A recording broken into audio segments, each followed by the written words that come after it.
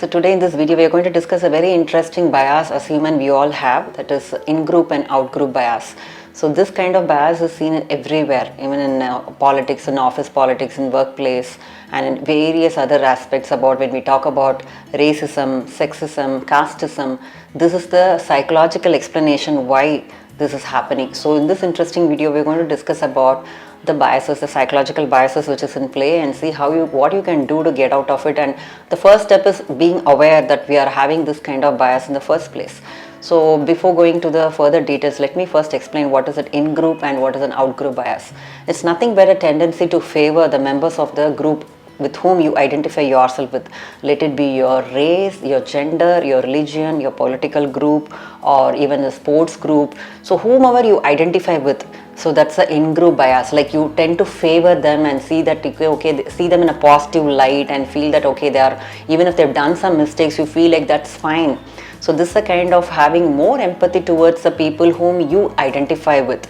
So, and out-group is obviously the opposite of the tendency to dislike people in the out-group whom you don't identify with. So this explains the racism and casteism and whatever is happening in our world. So this is a bias actually to start with. So let me explain with an example.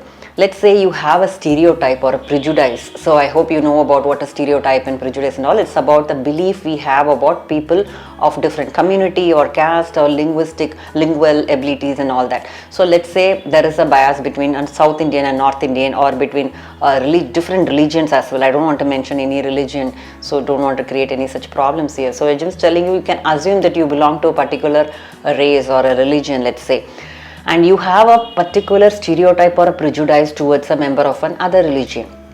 And let's say in a workplace, or in your if you're you're not a working person but you're a homemaker or something, even if you meet someone who belongs to that religion, the way you're going to look at them is going to be completely different. So as we are born as a clean slate when we are a child, but after that we had lot of learnings right from our childhood because of our cultural experiences and all that. So this is even going back to our evolutionary period. Even for the safety and survival reasons, we all go as a group and want to identify as a similar ones, and anybody outside the group is seen as an enemy or someone who is we should keep away from. So this kind of biases is very toxic, I should say. This we can see even in schools or even colleges, where you can see the groupisms, where North Indians sit separately, or Kannada speaking people, or Malayalam speaking people, or Tamil speaking people. There is always a in-group bias happening, and people from outside are seen like hostile people and all that. But how this happens, how this biases operate, is what I started to tell with an example now. So through our attention, through our interpretation, and through our memory, this kind of biases do happen. Let's see how. So let's say you're going to acquaint yourself with this member of a different religion, and about whom you already have a preconceived notion, obviously a stereotype, and also a feel of prejudice about that particular religious person, the person belonging to that religion. And let's say he became your team member, or he's your manager, or let's say he is one of your colleague or friend or whoever it may be. And or if you go to a class like dance class or yoga class, you just meet the person and immediately you have this preconceived notion, and through that filter only you see them, and exactly they fit into that filter and think that okay, fine, I thought they're like this and they're exactly behaving that way. Actually speaking, they're not behaving that way. We attend to those things which will confirm your beliefs. That's again called confirmation bias.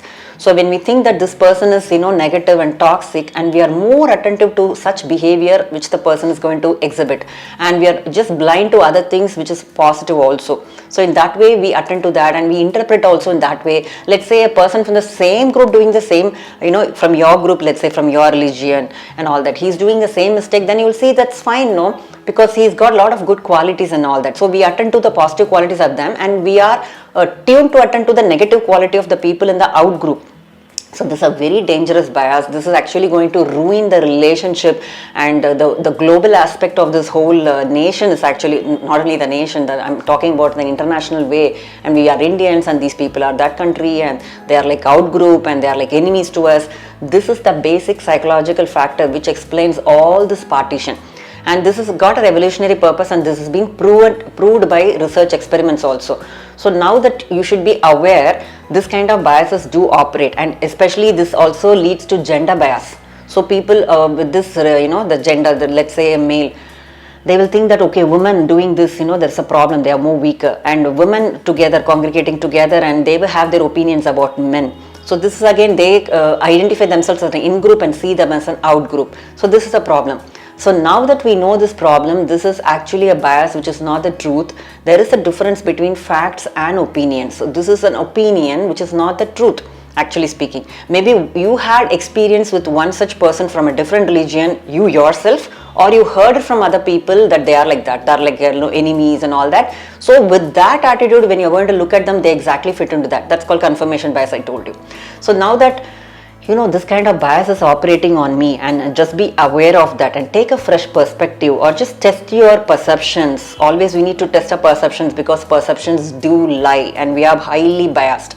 And when we cross check, is he really that bad, like how I think, and look at people for who they are and mindfully look at them, mindfully look at their actions and the way they speak and all that, then you might end up being surprised. Okay, this person is really nice, and again you would say he is not like that from another, from that religion. So you already had this strong opinion about people. That's called stereotyping. This is how it happens. So the next point is to get out of this out-group and in-group bias. So as I already told you, the only thing is, first be aware of it and just be mindful that we are all biased, and I may make this mistake. So just be aware and attuned to all this signs and what they speak. Just do that active listening, and don't judge prematurely about those people. Maybe 2-3 times you just look at them, talk to them objectively, and just remove your glass and just look at them objectively. I'm not asking them to look in a positive way or in a negative way, just in a neutral way. Then you will get to know what the reality is. Then you will be able to question yourself, or you can even ask other people, how is the person. And also I've seen this kind of things happening between different language speaking also. So people speaking Tamil language come together, and people speaking Hindi are like in a different group, and these people see them as an enemy and another person as an enemy. So all this is going to cause a lot of partition and hostility among people. In order to make a whole nation like in unity, we call it as unity in diversity in India. Like we have different cultures, culture and language speaking people, and different religion, different caste, and different political parties. So all this, why we are hating so much the out-group, now we have understood the psychological explanation why this is happening. Now that we are aware of a bias, we need to be aware and accept that we are having the bias, and just let go of it by taking a helicopter view, or like a fresh perspective, or by getting to know some information from the other person. And also companies and the people can take a lot of initiatives and get to know people from different groups. And also in college, what we do when we do workshop is that make sure that these two groups mingle. Like let's say North Indians and South Indians, they think that they are like weak, and they think that they are not good at English. So this kind of things, when the same person from the same group does that, they don't mind. It's just that it's not in the radar. So now that we allow them to talk and interact, become friendly, and all these biases will slowly wane off and fade off. So, and then other people have to be perceptive and sensitive also while they're speaking language also. When there is a big group, I've seen people talking in their own native language, knowing that a person who doesn't know the language is there. Maybe they are not sensitive about it. So from now on, you just have to be inclusive about wherever you go. Just be inclusive. There are people who are different than you and all that, but you need to be inclusive in a way. You just treat them as human beings. That's the only word which unites all of us, rather than the caste, creed, race, language and all that. One thing which binds all of us is the word called we are all humans. And that is the only thing which we need to actually accept, and we are all living beings. And that is one more thing, how we even have empathy towards our other living beings as well.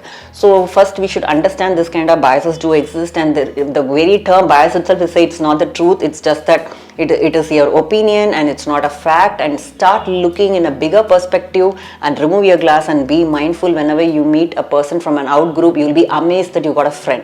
So I hope this video was helpful, and this can also be helpful for corporates as well, and a lot of initiatives management can take, and also even education institutions can take to make sure that in-group and out-group bias is actually reduced, because teamwork suffers when there is this kind of biases, and diversity does not happen, because of which creativity suffers and there is nothing new coming in, because already there is one kind of information coming from an in-group and out-group not being involved. There is not going to be anything new solutions for a problem.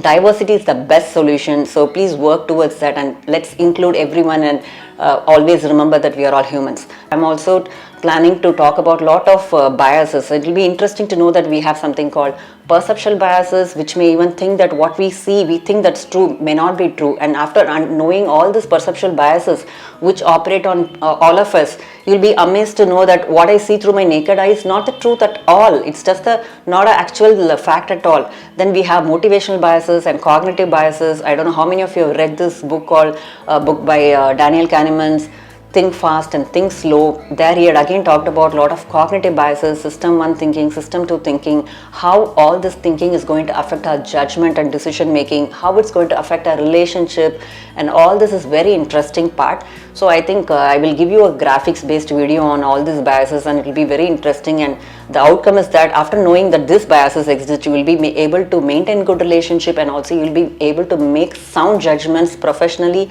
as well as personally. So we can look forward for such videos in future. I'll again catch up with an interesting video later. Take care. Bye.